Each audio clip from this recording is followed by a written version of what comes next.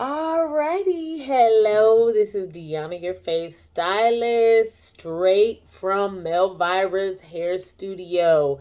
And today I am going to give some tips to not stylists, but clients that may possibly be moving to um, Arizona or relocating to Arizona, or maybe you already live here in Arizona and you are maybe not happy with your current hairstylist, or maybe you're just looking for something different. You're trying to get a different style or something because each hairstylist has their own signature look, right?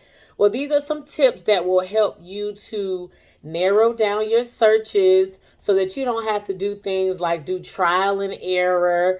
Some hairstylists are better at marketing and advertising than others, but that does not necessarily mean that they're really good at doing hair.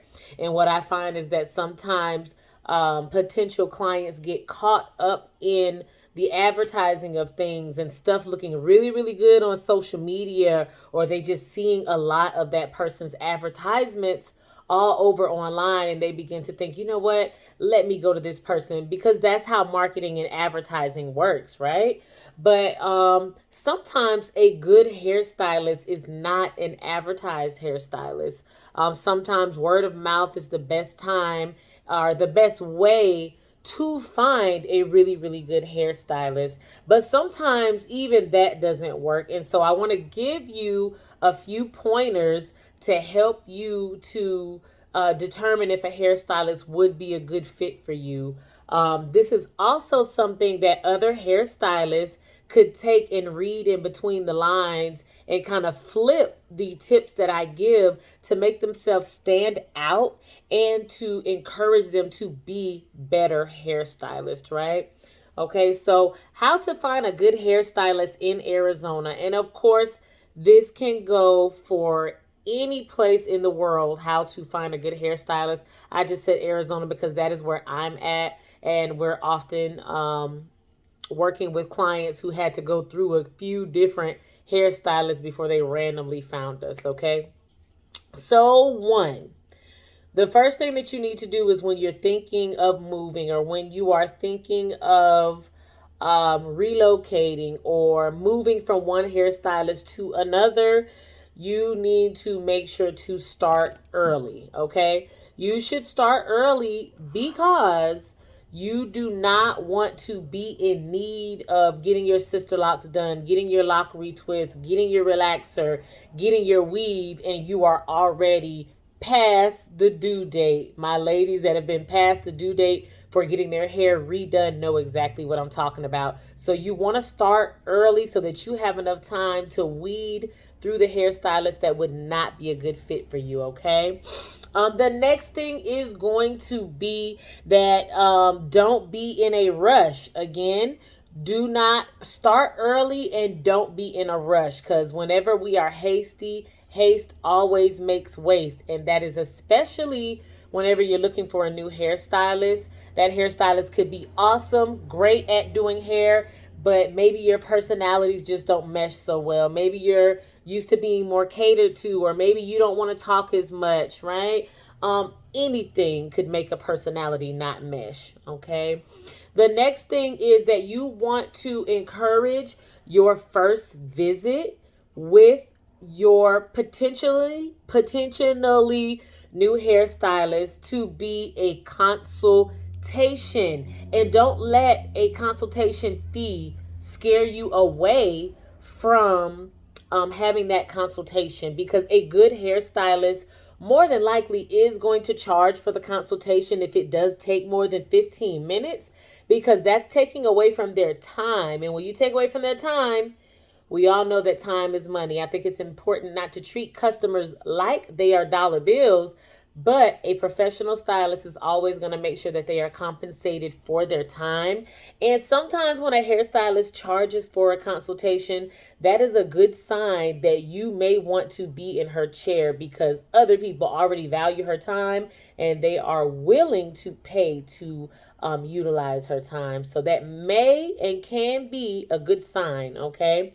So the next thing you're going to want to do is at your consultation, you are going to want to bring pictures. You are going to want to bring your questions. You want to show what it is you like, maybe old pictures of when you used to get your hair done with your old hairstylist, or styles that you've done, just things that you like about hairstyles. It can come out of a magazine. It can come off of social media. And then as the hairstylist is talking to you, pay attention to see if she encourages you to speak more. Does she read in between the line? Does she ask you questions? Is she taking notes, right? And don't be afraid to ask the questions. If you get a hairstylist and you're asking questions and they're freezing up on you, or they are frustrated because you are asking questions, those could be signs that your personalities do not mesh well. It could also be a sign of a lack of skill set and professionalism from the hairstylist. So be aware of those things, okay? You have to tell them what you want. There is a thin line between love and hate when it comes with hairstylists and clients that want to take charge of the appointment and tell the hairstylist, don't do that, but do this, and my hair does this and my hair does that. Sometimes that can rub the hairstylist the wrong way. But you guys should be able to find a healthy communicating balance to where there's respect and your wishes are granted if it should be done, given the integrity and the status of your hair. But there should also be where the hairstylist could have room and say, you know what, you shouldn't do this, you should do that. But those type of conversations come from asking questions. And questions should be coming from both sides. The question should be coming from you as the client, and the question should be coming from the hairstylist.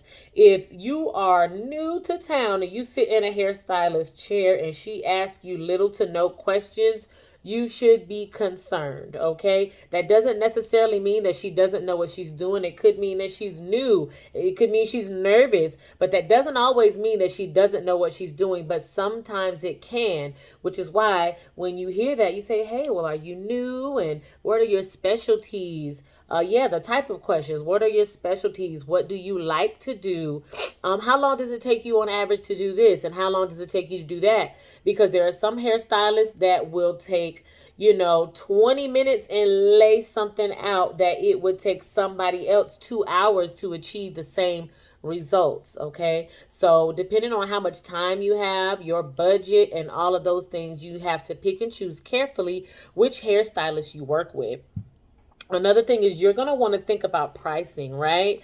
As we all should know, with more experience, you are going to pay a little bit more for that hairstylist. But that also means that you shouldn't be in the chair for 8 hours for something that on average takes 2 hours. It should also mean that your stylist should not shy away from questions. And she should also give you plenty of options because she's been around the block a few times, okay? Which is another reason why people often ask for seasoned hairstylist, because they know a seasoned hairstylist is going to give you options, and a seasoned hairstylist is going to be able to tell you what options won't work for you and why they will or won't. Okay. So again, tell them what you want. Do not be afraid of that, but don't take charge of the whole entire visit. Okay. Let the hairstylist lead and you guide them to where you want them to be. In my opinion, those end up being the best experiences for the client and for the stylist. Okay. When you are looking for a new hairstylist, you want to ask around. Sometimes reputation will precede an actual person. And if a person's reputation, which is a good reputation, precedes them, that is a good sign. So if you're asking around and 3 out of 5 people say, oh, I go to Deanna Your Fave Stylist, I go to Deanna Your Fave Stylist, oh, I go to Melvira's Hair Studio, then that should ring a bell with you, right? Okay. Now that's not always meaning that Deanna Your Fave Stylist is going to be the best for you, but that's a good start, right?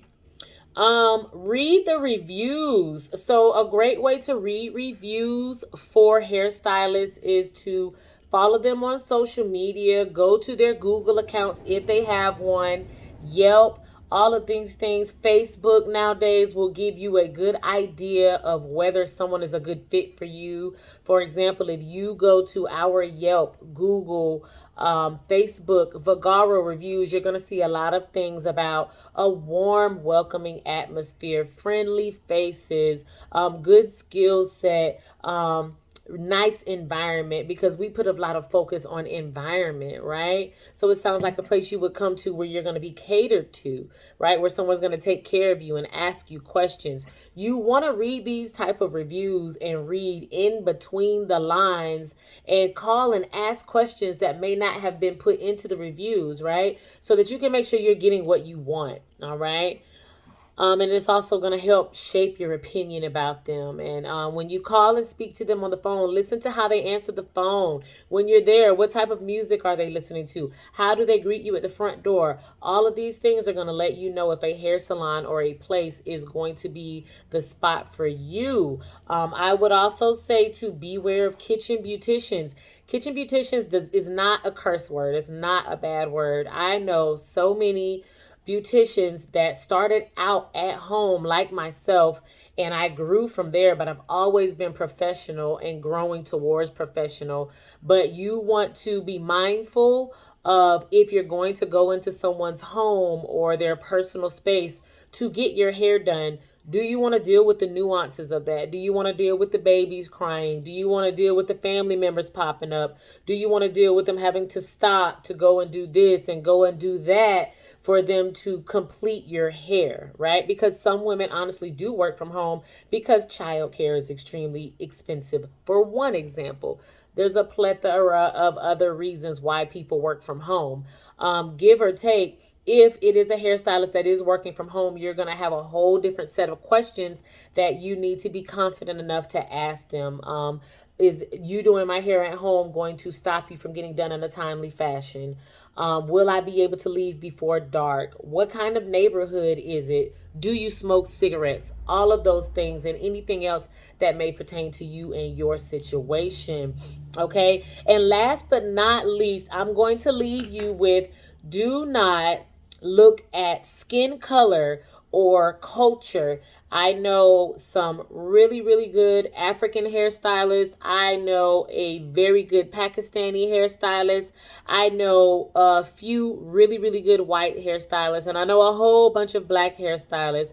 So don't let color of someone's skin or their culture or even the texture of their hair deter you from working with them. And if you are a little nervous, right, because whoever may possibly be doing your hair doesn't look like you, then this is definitely a time to push for a consultation so that you can ask them the questions that it would take for you to feel confident and understand that they will know how to do your hair.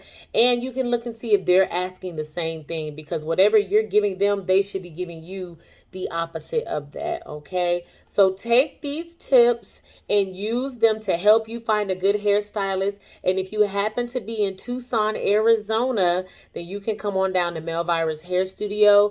The best way to book with us is to go to www.melvirashairstudio.com and you can schedule your consultation from there. We look forward to meeting you. And if you have any questions, feel free to leave it in the comments.